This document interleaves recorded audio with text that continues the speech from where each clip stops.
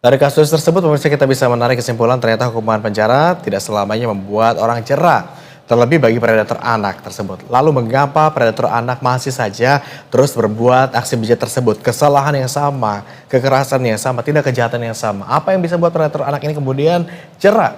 Kita akan membahasnya bersama kriminolog, ada Mbak Hanifah Hasna yang sudah bergabung secara virtual bersama kami di Berita Satu Siang. Selamat siang, Mbak Hanifah. Dari kasus Selamat yang siang, Mas Agung. sehat, Mbak Iva. Alhamdulillah sehat. Mbak Iva, tapi kalau dari kasus yang terjadi di Asahan tersebut, kita sudah simak informasinya juga bersama-sama bahwa tersangka bahkan belum lama keluar dari penjara, baru 2023 atas kasus yang sama. Kemudian kembali lagi melakukan tindak kejahatan yang sama, serupa predator anak begitu. Bagaimana Anda melihat tindakan atau kasus ini? Apakah secara dari kacamata kriminolog kejahatan atau predator anak itu memang bisa terulang terus begitu kecenderungannya untuk melakukan hal yang sama? Oke, baik. Memang dari beberapa penelitian menunjukkan seseorang yang terus-terusan melakukan kejahatan yang sama berarti ada kecenderungan abnormalitas dalam dirinya. Nah, sekarang ini yang sedang kita bahas kan tentang kekerasan seksual. Artinya si pelaku ini mengalami ketidaknormalan dalam pengendalian seksualnya. Sehingga harus dilakukan upaya yang lain karena ketika dia sudah mendapatkan hukuman sekian tahun penjara, ternyata tidak menggentar jerakan si pelaku itu, berarti kan harus ada hukuman tambahan. Di mana hukuman tambahan itu saat ini masih menjadi perdebatan. Tetapi menurut saya ini sudah menjadi hal yang sangat-sangat lumrah dilakukan karena di negara-negara lain juga sudah dilakukan. Seperti itu, Mas. Oke. Kalau begitu, kalau ternyata hukuman penjara saja tampaknya tidak membuat predator anak ini jera. Lalu bagaimana seharusnya hukuman yang dijalaninya di penjara agar bisa kemudian memberikan efek jera? Oke, baik. Ketika di penjara itu kan berarti dia itu sedang melaksanakan hukuman absolut, hukuman yang digunakan untuk menghukum perilakunya gitu ya. Tetapi ada hal lain yang harus dilakukan sebagai tambahan. Tambahannya itu kalau sesuai undang-undang yang tadi sudah disampaikan, yaitu dengan memberikan kebiri kimia. Sebetulnya kebiri kimia ini kan sesuai dengan prosedur itu sudah sangat aman ya. Tujuannya hanya untuk mengendalikan hormon testosteronnya agar tidak membeludak atau membuncah gitu ya, sehingga dia terus-terusan akan melakukan hal ini lagi gitu ya. Dan ini ada jangka waktu tertentu sehingga ketika si pelaku ini sudah keluar dari penjara, dia lebih bisa mengendalikan hasratnya.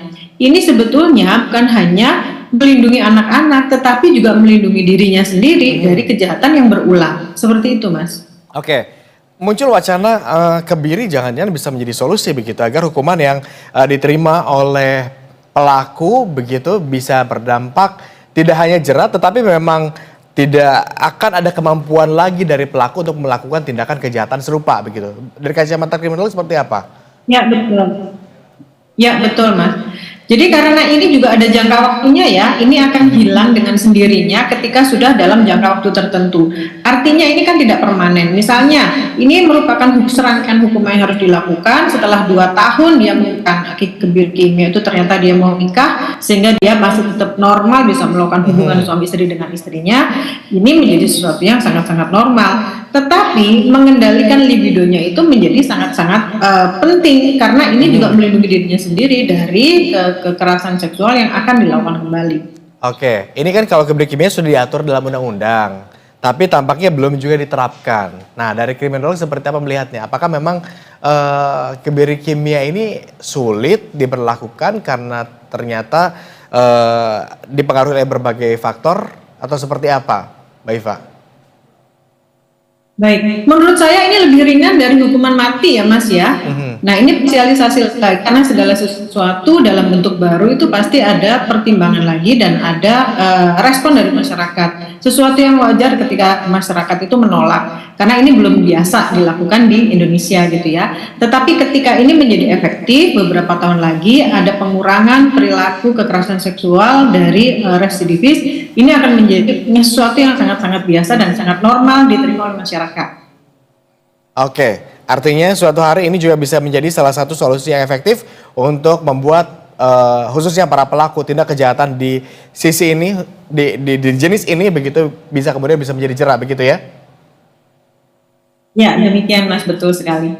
Oke, seberapa efektif kalau begitu nanti kemudian ini bisa diterapkan, Mbak Iva?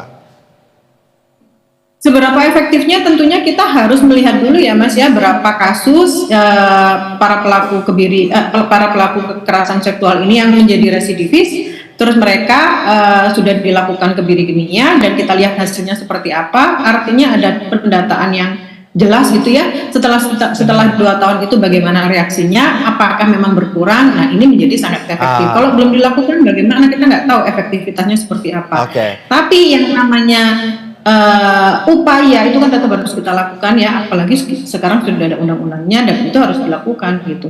Terkait dengan respon masyarakat itu adalah sangat-sangat biasa ketika ada penolakan. Oke, terakhir kalau begitu kita coba komparasikan kebiri dengan penjara.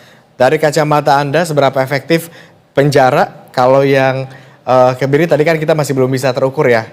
Parameternya belum bisa coba karena belum diterapkan begitu. Ya baik, kalau penjara itu sebetulnya kan yang mengalami hukuman itu adalah pelakunya sekaligus orang-orang di luar sehingga mereka merasa takut untuk melakukan lagi. Harapannya seperti itu. Lalu harusnya ada lagi upaya treatment gitu ya. Treatment itu membuat seseorang itu membuat tidak melakukan lagi.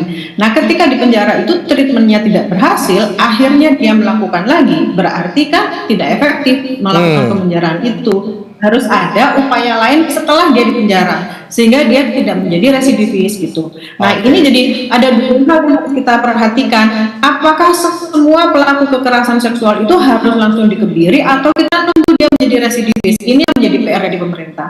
Oke, mungkin kedepannya khususnya mereka setelah dilepas ke lapangan ada kontrol khusus begitu ya untuk dipantau terlebih dulu sebelum akhirnya betul-betul sekali kan sebetulnya kan sudah ada kontrol khusus memakaikan gelang seperti itu sebetulnya kan kontrol khusus ya. Betul. Namun seberapa efektif ini yang tahu adalah si aparat yang menggunakan aturan-aturan ini gitu. Baik, Mbak Iva terima kasih sudah berkenan berbagi insight siang hari ini soal hukuman apa yang tepat yang paling bisa kira-kira membuat jerah bagi para pelaku predator anak di siang hari ini. Selamat kembali beraktivitas Mbak Iva. Baik, terima kasih Mas Agung, selamat pagi. Sehat-sehat Mbak Iva, nanti kita ngobrol langsung di studio kalau gitu kapan-kapan ya. Ya, Selamat terima siang. kasih Mas Agung. Ya.